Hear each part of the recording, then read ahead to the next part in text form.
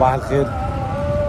احنا دلوقتي في الحصري، النهارده الجمعة، الجامعة اهو، تبع الحصري.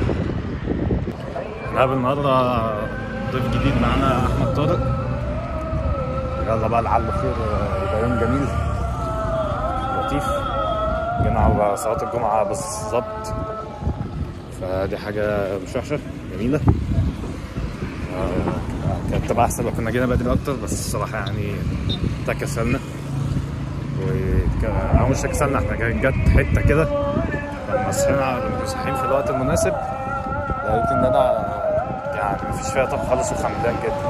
كنت راكن التليفون ونايم، نمت ساعة حلوة كده، حاجة اتصل بيها فوقني، عمل لي كده كده، صحاني من النوم. دي حاجة جميلة جدا.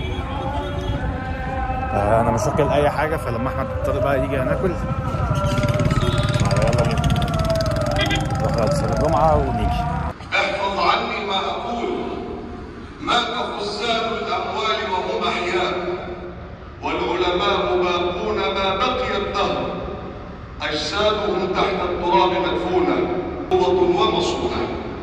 تلك الوصية الغالية من سيدنا علي بن أبي طالب رضي الله تعالى عنه، آكد أنه أعلام العلم رسول الله، وتأدب من أدب رسول الله صلى الله عليه وعلى آله وسلم، الذي امتن الله على البشرية بمبعثه عليه أفضل صلاة وأزكى سلام. فكان خير من علم الناس وخير من أرشد الناس صلى الله عليه وسلم. وسيدنا محمد صلى الله عليه وعلى آله وسلم في كل جوانبه عامة، وفي جانب التعليم والعلم والتعلم خاصة، نعمة تستحق الشكر لله سبحانه وتعالى. قال سبحانه في معرض الامتنان عن الخلق: لقد من الله على المؤمنين إذ بعث فيهم رسولا من أنفسهم يتلو عليهم آياته ويزكيهم ويعلمهم الكتاب والحكمة ويزكيهم. وقال في ترتيب محكم ليس عبثيا في مطلع غيب السماوات والأرض وأعلم ما تبدون وما تكتمون. فالعلم هو ميراث هذه الأمة، والعلم هو صاحب العلم وصاحب الأفضلية في هذه الأمة، حتى على العباد والزهاد والصالحين، فأهل الصلاح لا بد وأن يكونوا أهل علم أولا. قال النبي صلى الله عليه وعلى آله وسلم عن فضل العلم والتعلم، وعن أن العلم هو ميراث هذه الأمة الأوحد والأعظم. قال عليه أفضل صلاة وأزكى سلام بعد أن تتعطر بحالك بالصلاة عليه صلى الله عليه وسلم: فضل العالم على العابد، فضل العالم على العابد كفضلي على أبناكم، يعني كفضل رسول الله صلى الله عليه وسلم على أفراد أمته. وفي لفظ آخر قال صلى الله عليه وآله وسلم: فضل العالم على العابد كفضل القمر ليلة البدر على سائر الكواكب. وعن ميراث هذه الأمة أنه هو العلم، قال: وإن العلماء ورثة الأنبياء، وإن الأنبياء لم يورثوا دينارا ولا درهما، وإنما ورثوا العلم، فمن أخذه أخذ بحظ وافر. تلك وصية رسول الله صلى الله عليه وسلم. وحسبنا أيضا أن الله سبحانه وتعالى لم يأمر نبيه بالاستزادة من شيء إلا من العلم. قال سبحانه في سورة طه: وقل رب زدني علما. وكذلك أنزلناه قرآنا عربيا وصرفنا فيه من الوعيد لعلهم يتقون أو يحدث لهم ذكرى. فتعالى الله الملك الحق، ولا تعجل بالقرآن من قبل أن يقضى إليك وحيه، وقل رب زدني علما. ويقول الإمام الغزالي في إحياء علوم الدين عن سعيد بن عبد الحكم من تلامذة الإمام مالك بن أنس رضي الله تعالى عن الجميع، يقول ابن عبد الحكم: كنت عند مالك أقرأ وأطالع الكتب، فحضرت صلاة الظهر، فقمت أجمع الكتب كي أصلي الظهر. فقال: على رسلك يا ابن عبد الحكم، ما الذي تقوم إليه يعني صلاة الظهر، ما الذي تقوم إليه بأفضل مما كنت فيه إذا صحت النية. لذلك يؤكد هذا المعنى رسول الله صلى الله عليه وسلم لسيدنا أبي ذر رضي الله تعالى عنه كما عند الإمام ابن ماجه بسند صحيح أن النبي صلى الله عليه وسلم قال لسيدنا أبي ذر الغفاري رضي الله تعالى عنه: يا أبا ذر لأن تغدو فتعلم آية من كتاب الله خير لك من أن تصلي 100 ركعة. لأن تغدو فتعلم يعني تتعلم آية من كتاب الله سبحانه وتعالى خير لك من أن تصلي لله 100 ركعة. ولأن تغدو فتعلم بابا من العلم بابا من أبواب العلم خير لك من أن تصلي 1000 ركعة، سواء عمل بهذا أو لم يعمل. والرواية بالمعنى الحديث عن سيدنا رسول الله صلى الله عليه وآله وصحبه وسلم. لذلك كان دعاءه صلى الله عليه وسلم ديما: اللهم زدني علما، اللهم علمني ما ينفعني وانفعني بما علمتني وزدني علما، اللهم إني أسألك علما نافعا ورزقا واسعا.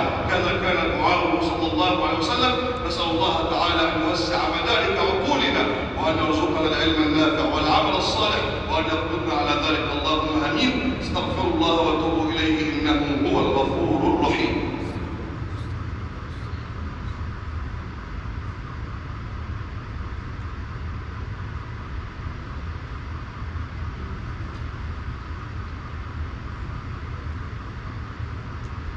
الحمد لله كما أمر، والصلاة والسلام على سيدنا محمد خير البشر.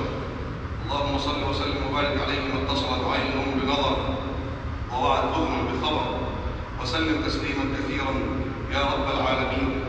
أما بعد، صح عن سيدنا رسول الله صلى الله عليه وعلى آله وسلم أنه قال بعد أن تصلوا عليه: من يرد الله به خيرا يفقهه في الدين. وعكس الحديث وخلاف كلام رسول الله صلى الله عليه وآله وسلم: من لم يرد الله به خيرا لا يفقهه في الدين. فمن أراد خيرية هذه الأمة لا بد وأن يتصدر وأن يتعلم وأن يكون واحدا من 4 كما قال سيدنا أبو الدرداء رضي الله تعالى عنه وأكرمه: كن عالما أو متعلما أو محبا للعلم أو متبعا ولا تكن الخامسة فتهلك. يعني ولا تكن مبتدعا، فإما أن تكون واحدا من 4 وإما أن تكون الخامس فتهلك، أن تكون مبتدعا وأن تكون كلك بدعا في هذا الكون الذي خلقه الله سبحانه وتعالى وما خلقك فيه عبثا. أفحسبتم أنما خلقناكم عبثا؟ فكن عالما أو متعلما أو محبا أو متبعا ولا تكن الخامسة فتهلك. كذا قال سيدنا أبو الدرداء رضي الله تعالى عنه. وأساليب العلم وأدوات العلم والتعلم خاصة مع هذا الانفتاح العجيب في مواقع التواصل وفي أدوات الذكاء الاصطناعي، أهل العلم يضعون الضوابط في التعلم. يقول أهل العلم وأهل الحقيقة: مفاتيح العلم 4. مفاتيح العلم 4: شيخ فتاح، وعقل رجاح، وكتب صحاح، ومداومة وإلحاح. شيخ فتاح: لا تستسهل أي إنسان يدرس ابنك ونحن في مطلع العام الدراسي، وإنما ابحث عن الحذاء والمهرة والمتقنين لموادهم التي يعلمونها ويتصدرون لها أيا كان الثمن. لا تبخل في تعليم ابنك وفي حرصك على الطلب. شيخ فتاح أتقن مادته أيا كان التخصص الذي يدرسه. وعقل رجاح، وهذه موهبة ومنة من الله سبحانه وتعالى أولا، ثم بعد ذلك بالمدارسة والتدريب. لا تكن أنت في زاوية العمل وانشغالاتك وابنك في زاوية التعليم لا تعرف عنه شيئا. قلنا منذ قليل في الخطبة الأولى: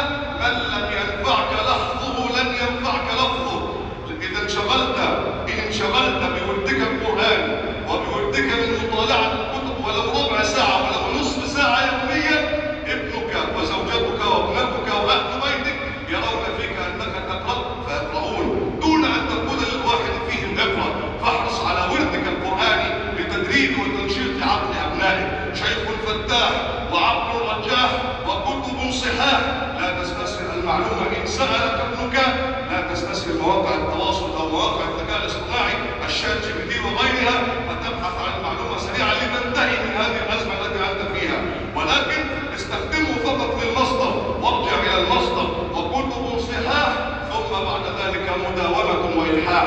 وخذها من الإمام الشافعي رضي الله تعالى عنه ورحمه، قال رضي الله تعالى عنه: أخي لن تنال العلم إلا بستة سأنبيك عن تفصيلها ببيان: ذكاء وحرص واجتهاد وبلغة وصحبة أستاذ وطول زمان. اللهم علمنا ما ينفعنا وانفعنا بما علمتنا وزدنا علما وعملا. اللهم فقهنا في الدين وعلمنا التأويل. اللهم وسع مدارك عقولنا وارزقنا حسن الفهم عنك وعن نبيك صلى الله عليه وسلم، وارزقنا حسن البلاغ عنك وعن نبيك صلى الله عليه وعلى آله وسلم. اللهم كن لإخوان المستضعفين في غزة. اللهم انقطع الرجاء إلا بك، اللهم انقطع الرجاء إلا بك. لا ملجأ ولا منجا منك إلا إليك، لا ملجأ ولا منجا منك إلا إليك. نستنصرك اللهم من هذا المقام الشريف وفي هذا اليوم الشريف وفي هذه الساعة المباركة. نسألك يا ربنا ونستنصرك لإخواننا في غزة. اللهم كن لهم عونا ونصيرا، اللهم كن لهم عونا ونصيرا ومؤيدا وظهيرا. اللهم إن أعداء الإسلام لا يعجزونك، فأرنا فيهم عجائب قدرتك. اللهم أرنا في اليهود والصهاينة عجائب قدرتك. اللهم إنهم قد بغوا في البلاد وقتلوا العباد وإنهم لا يعجزونك. نؤمن بذلك أنك أنت القوي المتين العزيز الجبار المنتقم، فانتقم لعبادك الذين ليس لهم إلا أنت يا عزيز يا جبار يا منتقم. اللهم انتصر لعبادك المستضعفين، اللهم أمنهم في أوطانهم، اللهم أمنهم من خوف وأطعمهم من جوع، اللهم أمنهم من خوف وأطعمهم من جوع. كلهم عونا ونصيرا، كلهم عونا ونصيرا، كلهم عونا ونصيرا. يا ربنا لا ملجأ ولا منجا منك إلا إليك. نستنصرك لإخواننا في بيت المقدس وأبناء في بيت المقدس، ونتضرع إليك ونتوسل إليك بسيدنا محمد صلى الله عليه وسلم أن تعجل بهلاك اليهود الصهاينة الملاعين، وأن ترزقنا يا ربنا صلاة في المسجد الأقصى قريبا يا رب العالمين. آتنا في الدنيا حسنة وفي الآخرة حسنة وقنا عذاب النار، وأمتنا على لا إله إلا الله سيدنا محمد رسول الله صلى الله عليه وآله وسلم. اللهم إنا نسألك صلاحا لبلادنا وهداية لأوطاننا. اللهم وفق الراعي والرعية، اللهم وفق الراعي والرعية، واهدنا جميعا سبل السلام، واقبضنا على لا إله إلا الله سيدنا محمد رسول الله صلى الله عليه وسلم، والعمل عليها يا كريم. عباد الله، من عمل صالحا فلنفسه ومن أساء فعليها، وما ربك بظلام للعبيد. أقم الصلاة.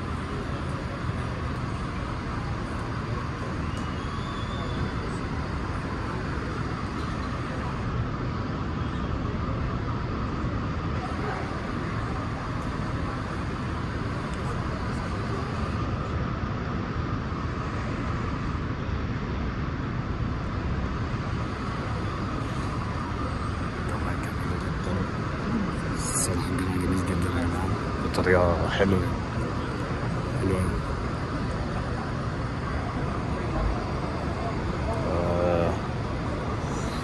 ماشي، احنا حاطين الكوتشي بتاعنا في مكان كويس، وهنروح الناس نايمة. السلام عليكم يا جماعة الخير. أنا دلوقتي خلصنا الصلاة. بجد المسجد تحفة.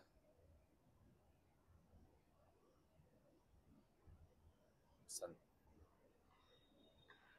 هو حرفيا تحفة، يعني هو تحفة معمارية،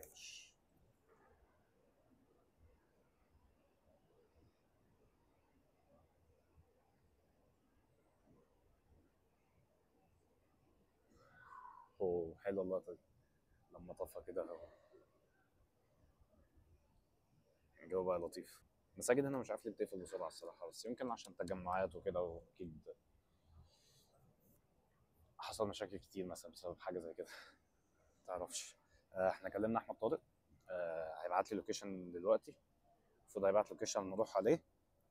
بعد ما نروح عليه اروح عليه يعني ونتقابل هناك. هيبقى كافيه كده نقعد نسموك جوانين ولا حاجه. استغفر الله العظيم.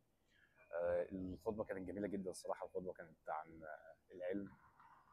خطبه كانت غنيه كده ومليانه امثال، بس مش عارف الصراحه اي حديث، مش امثال حديث يعني. مش عارف الصراحه اي حديث اتقال كان قصده على العلم عامه، ولا العلم اللي هو العلم بالدين. دي انا ما كنتش فاهمها. بس اذا كان ده او ده فعادي يعني، مش عامله ازمه. اذا كان العلم دوت او العلم ده، الاثنين تحفه. تمام. احنا قرانا، احنا صلينا السنه وكمان قلنا الاذكار. ما خدوش مننا 5 دقايق، وحتى لو المكان زحمه وكل حاجه، وعرفنا نقولهم وعرفنا نصليهم، وقلنا الاذكار في مكاننا، وكل حاجه كانت تحفه. ايه ده، هيقرأوا شكلهم هيقرأوا قرآن ولا حاجه، أو هيعملوا حاجه. مش عارف هيعملوا ايه. انت هتعمل ايه يا عم؟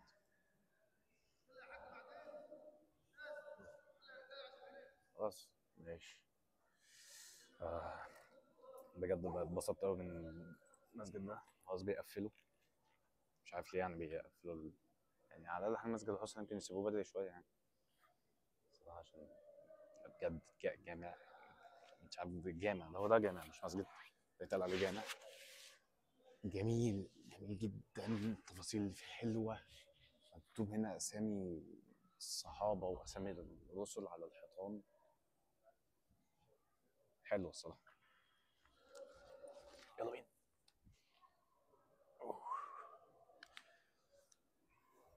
على حاجه ان انا بصور في جامع، فانا متاكد ان انا مش هيبقى ورايا واحده. فالحوار ده تحفه الصراحه يعني. انا متاكد ان انا خلاص مش هيبقى فيه ورايا اي حاجه.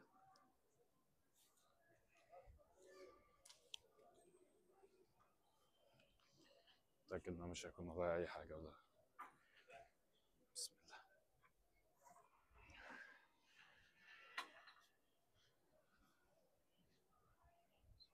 استنى.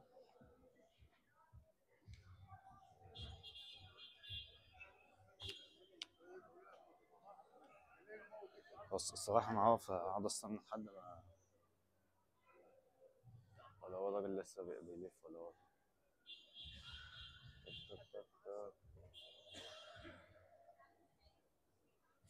بس انا الصراحه لحد ما احمد طارق يبعت لي بس اللوكيشن، عشان احنا مش عارفين هنطلع نعمل ايه.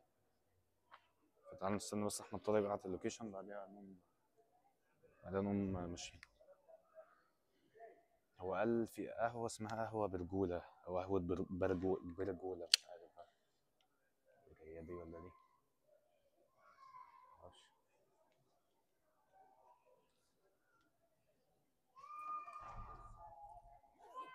بس هنشوف دلوقتي. نشوف اللوكيشن. تمام.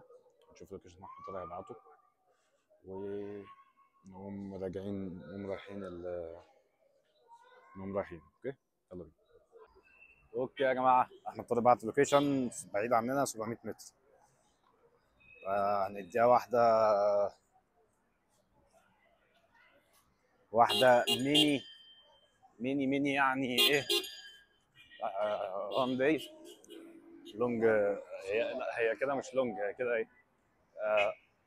قالت الوك فروم حصري تو بلاي ستيشن. هي ده مش لونج ران دي خالص. صباح العسل يا كابتن دفاعي. والله وانا بصلي كده تخيلت ان ممكن الاقيك جنبه ولا حاجه.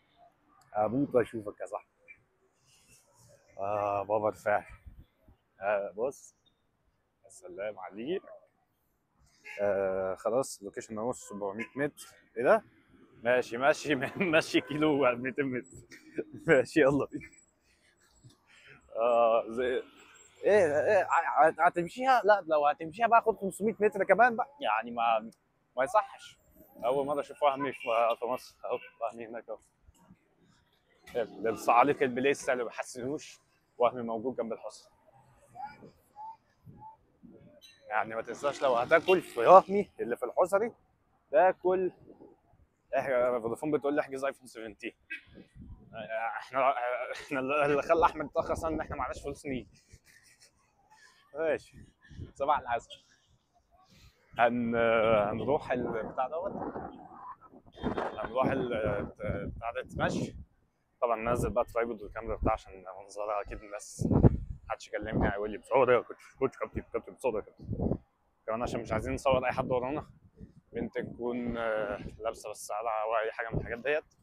اوكي يلا. قال له خلي الوداع وانا اقول له ايه اقول له سلام عليكم. يلا صباح العسل. اوكي كمل انت بقى يا محمد المشوار بتاعك. ماشي. اي النهارده يوم 10 شهر 10 يوم 13. الفلوج ده متصور